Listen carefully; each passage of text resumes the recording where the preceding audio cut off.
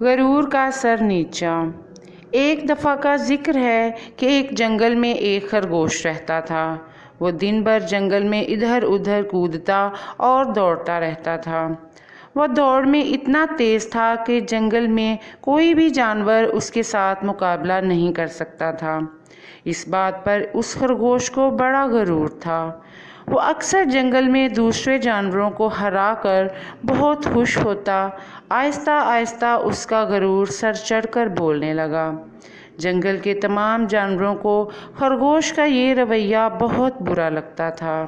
ایک دن خرگوش درخت کے نیچے بیٹھا ہوا تھا کہ وہاں سے ایک کچھوا گزرا۔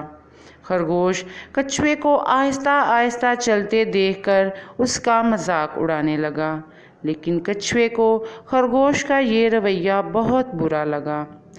کچھوے نے خرگوش سے کہا کہ یوں خود پر گھمنڈ کرنا اچھی بات نہیں، لیکن خرگوش کو کچھوے کی ان سب باتوں کا کچھ اثر نہ ہوا، بلکہ وہ کچھوے کو اپنے ساتھ دوڑ لگانے کو کہنے لگا۔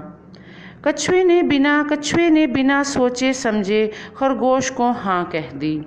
اگلے دن جب صبح ہوئی تو جنگل کے تمام جانور خرگوش اور کچھوے کی دوڑ دیکھنے کے لیے اکٹھے ہو گئے، لیکن سب کو یہی لگتا تھا کہ خرگوش ہی جیتے گا۔ خرگوش اور کچھوے کو جنگل کی ندی تک دوڑ لگانی تھی۔ آخر کار کالو بندر نے سیٹی بجائی اور دونوں کا مقابلہ شروع ہو گیا۔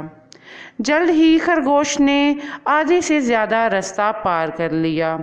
اس نے پیچھے مڑ کر دیکھا تو کچھوا کہیں بھی موجود نہیں تھا۔ اس نے سوچا کچھوا تو ابھی بہت دور ہوگا، کیوں نہ میں کسی درخت کے نیچے کچھ دیر آرام کر لوں۔ جیسے ہی وہ درخت کے نیچے بیٹھا تو اس کو گہری نیند آ گئی اور وہ سو گیا۔